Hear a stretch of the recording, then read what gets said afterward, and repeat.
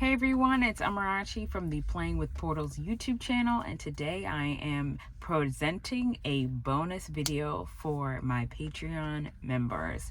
So, continuing with our conversations on invocations, or the ways that we inadvertently summon things towards ourselves or summon things in our lives, I wanted to highlight a few other ways where we might be bringing things towards us or calling a particular energy or literal spirit into our space.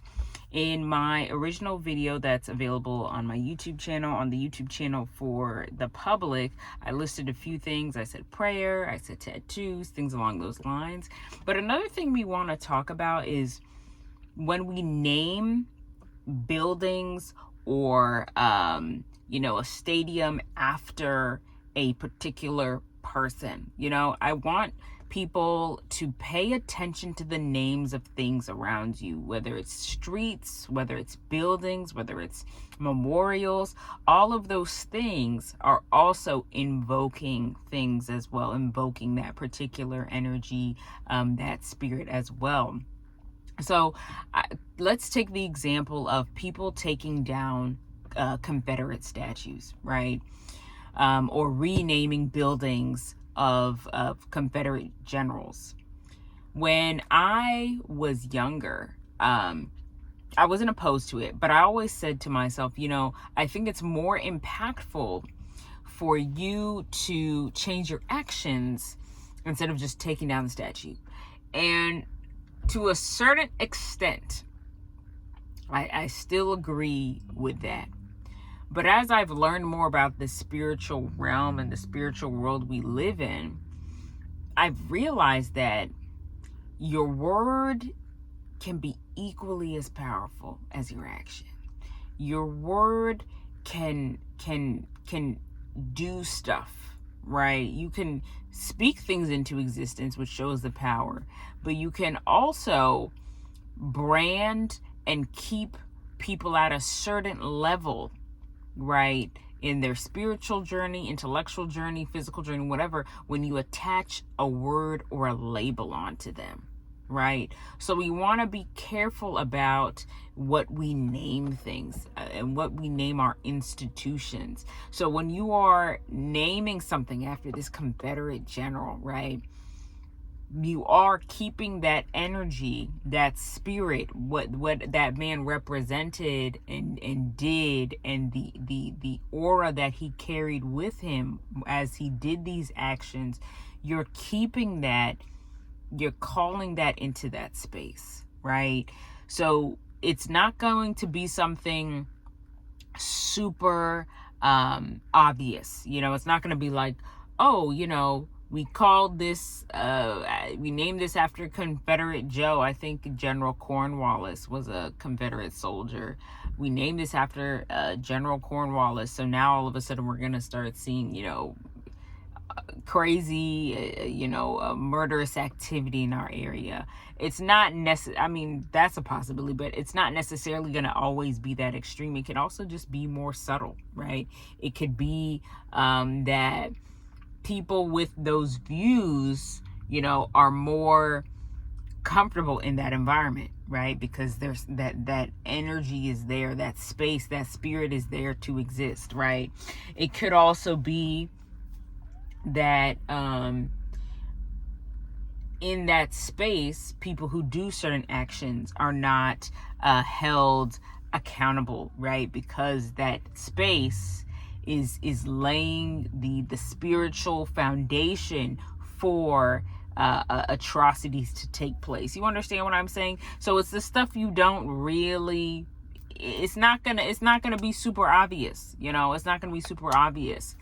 And as someone who went to a PWI, it makes me think about the energies of that place as well. What ground was I walking on in this place that thousands of Native Americans were massacred on, and all of the roads, the institutions, the whole town is named after the individuals who massacred these people. So what does that do on a spiritual level? What are we invoking on a spiritual level when we name things after after people who commit these mass atrocities, right? What are we actually doing to ourselves on a spiritual level? What is happening to the land? What is happening to us as people? What is happening to our relationships, our interactions? You know, is it inadvertently bringing about chaos in ways we don't fully know? We feel these blockages and we always feel down, or we always feel like we can't be ourselves. Is that playing a role, you know, into all of that, simply because we're in a space named after a chaotic energy force? You see what I'm saying? So, or a chaotic spirit, shall we say. So I guess the homework for all of us is to kind of pay attention to the land you're on. What is it? Who is it named after? What is this person? What did this person do?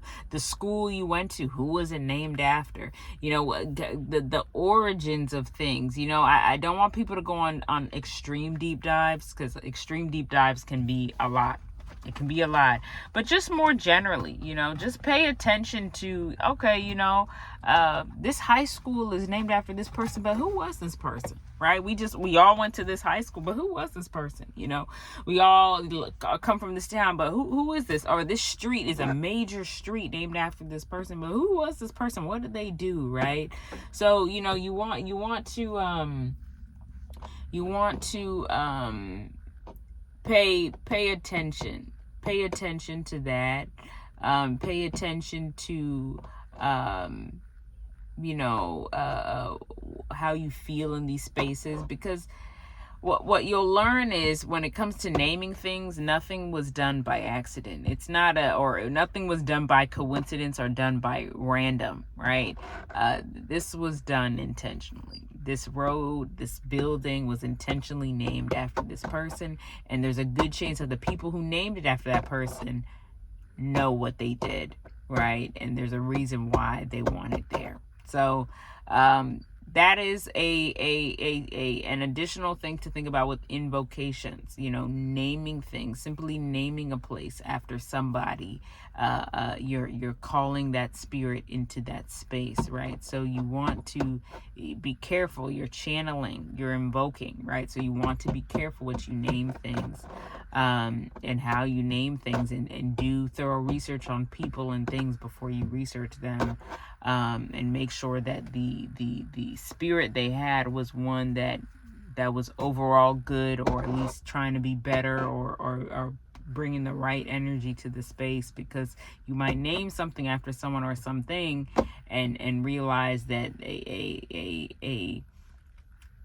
on a spiritual level, you're not creating the environment you want.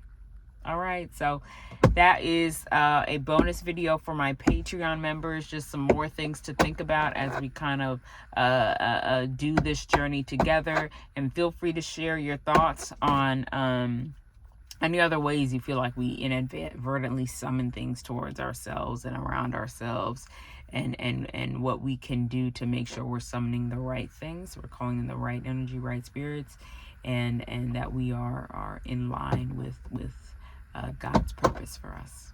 All right. Thanks so much. Y'all have a good one. Bye.